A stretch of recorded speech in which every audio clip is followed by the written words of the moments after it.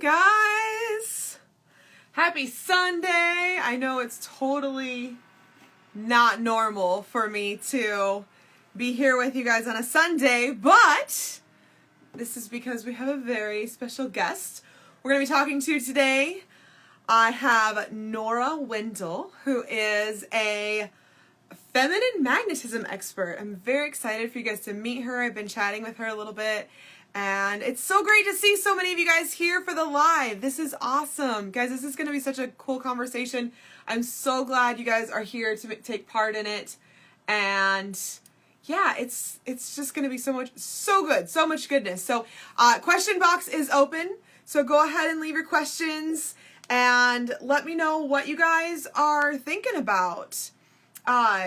We are all about this whole, feminine magnetism and building up confidence as a performer, building up confidence as an instructor too, especially with it being such, it's so funny because our activity is like so female dominated here at the performer level. And then like when you get up to like the male, the instructor level, the judge level and stuff like that, there's so many more guys.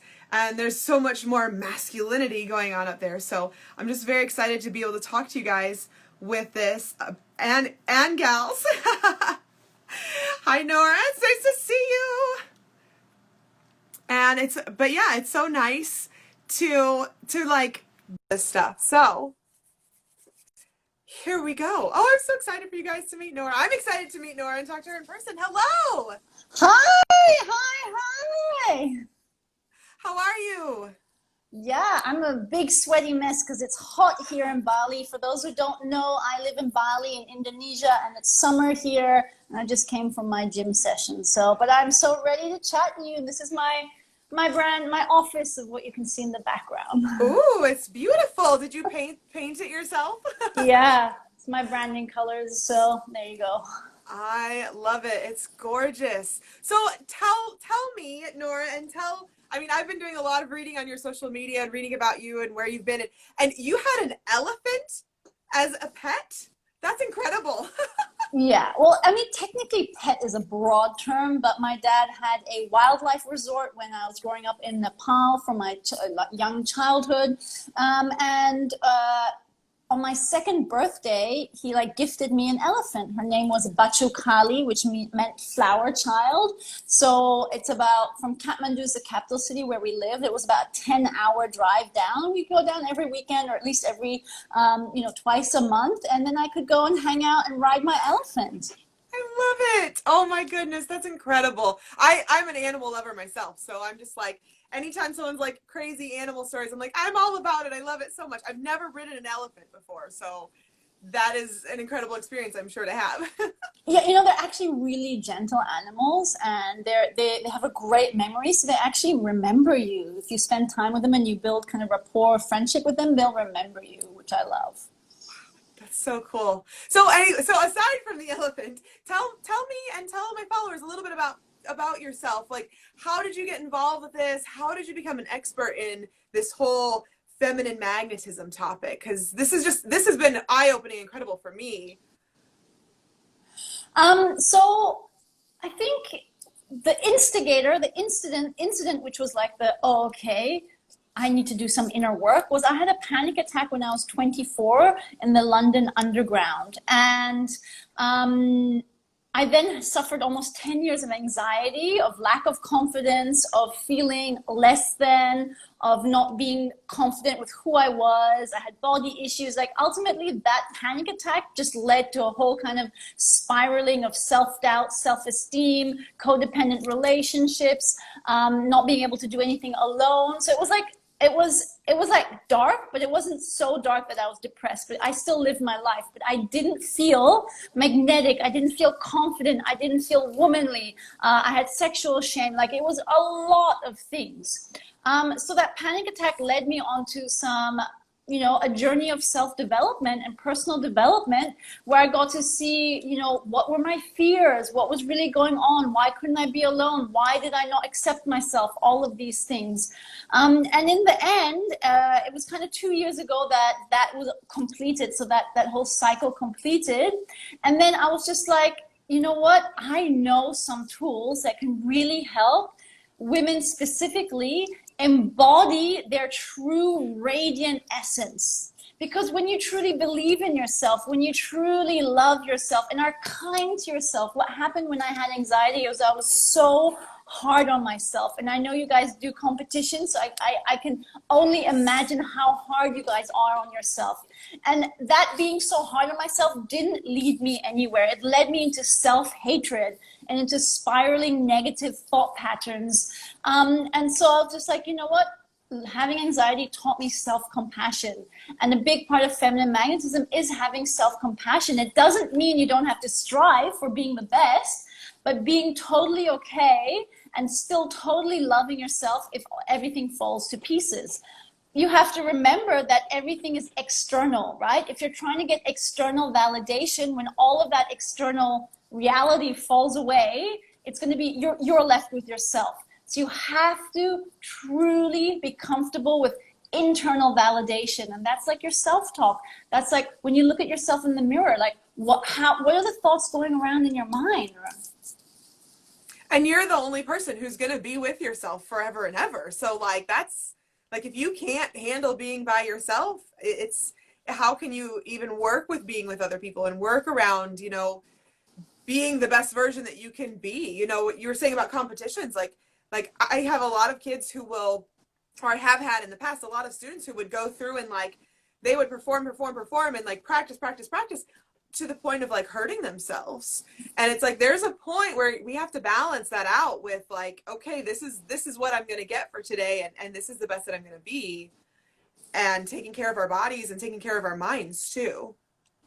Yeah. And competition is a very interesting, let's say, modality of life, because of course you want to win, right? But it's like, right. How are you approaching it, right? How are you approaching it? How are you approaching your mental state when you go into competition? And there's a meme that's floating around the internet right now. I think it's like from Miss Universe or Miss Nigeria, but it's just like, she didn't win, okay? Her friend won, but the joy and the like smile, and she's just like, but she didn't even win, her friend won, right? So it's like, can you embody that, right? Even if you don't win, it's like, okay, you know what, I gave my best. Ultimately, I want you to ask yourself, like, what are you competing for, right? Is it for a feeling? You don't need to win in order to get that feeling. You can choose to feel that feeling even before the whole competition. And this, I talk a lot about feminine magnetism and manifestation. And I don't know how woo-woo you guys are, but manifestation is ultimately just thinking about what you want. And the reason you want something else is because you think you're going to feel better when you have it. Okay?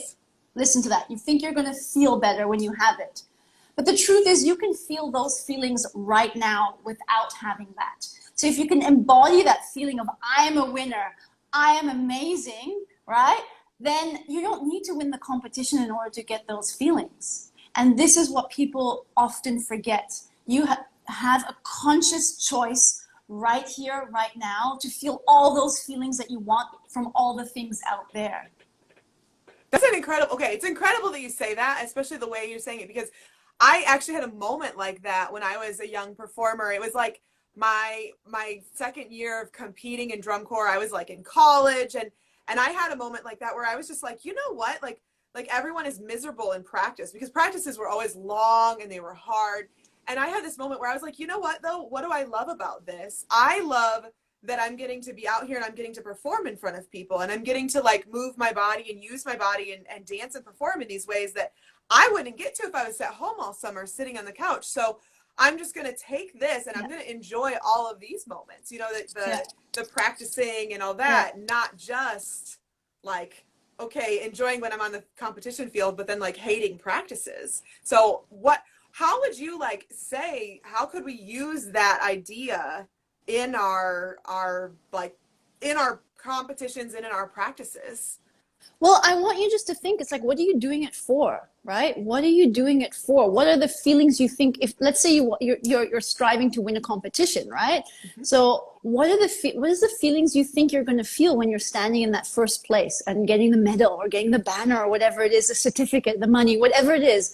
What is it that you're going to be feeling? Okay. You think that you're going to be feeling, wow, proudness. Okay. Achievement, joy, pure happiness, right? So you like imagine the future where you've already won that and be like, how am I going to be feeling? Okay, great. So now be like, okay, I don't actually need the competition to feel those feelings. What can I do right now in order to feel achievement, to feel proud? And maybe that is as simple as, you know what, I'm going to get out of bed today. Okay. It doesn't mean I have to go to practice. Like you can distill it down. You could, that's what I love about being human. Okay. It's being, we have the choice to choose how we want to feel. Okay. And it's simply by a thought. Okay. If I ask you right now to close your eyes and just think of a memory where you have such pure joy, the laughter is bubbling up from you. Okay. Think about a memory where you're just like, yes, oh my God. You see, you're thinking about it and you can embody the feeling immediately. That is the beauty of being human. So you can imagine yourself winning that competition and you don't actually have to win it to feel all those feelings. That's awesome. And that's such a good, like, it comes from inside. It comes from inside. And so is this what you would call your ideals of feminine magnetism? So what exactly do you define as feminine magnetism then? So feminine magnetism is really the art of owning who you are as a woman, right? So it includes your sexuality, it includes confidence, it includes anything that you is it's like being feminine. So that's beauty, it's creating, it's nourishing, it's receiving. All of these are feminine qualities. Now I just have to make sure that yes, I coach women, okay? However, men also have feminine qualities. We have a balance of both of us in it. What I see often and why I decided to coach women is that society is largely masculine dominated in the way that society progresses, right? Competition, striving, jealousy, like all of these things, right? That's very masculine, analytical, always on the go, go, go. It leads to burnout, specifically more in women. Yeah. So then I'm coaching women. Okay, you can totally have your goals and go for them, but make sure you nurture yourself deeply because what's going to happen, you're going to have anxiety. You're going to feel adrenal fatigue. You're going to get so super stressed, overwhelmed. You're going to feel like everyone just wants something for you and you're going to collapse because it's not sustainable for women. Okay. And so this is very much about energetic principles. So then feminine magnetism is being like, wow, owning, I am powerful. I am a sexual goddess. I can do anything. I call it a conscious creatress, okay? And it's truly owning who you are.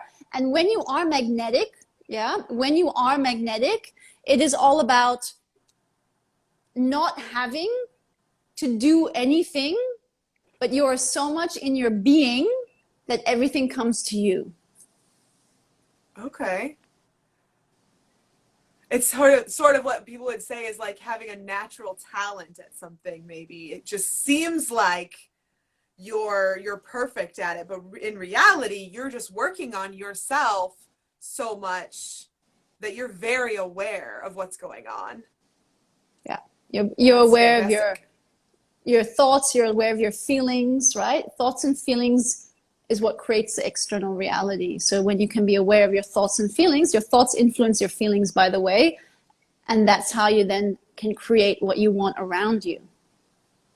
So how do we go about getting ourselves to sort of change our thought patterns, especially like I was saying before, I had this realization for myself to change my own thought patterns. How can we inspire our students, especially, or if we are students or performers, how can we inspire ourselves to change those thought patterns into this more better ownership of them? One sec. I think my internet might be a bit. So I heard the last thing. How can we inspire?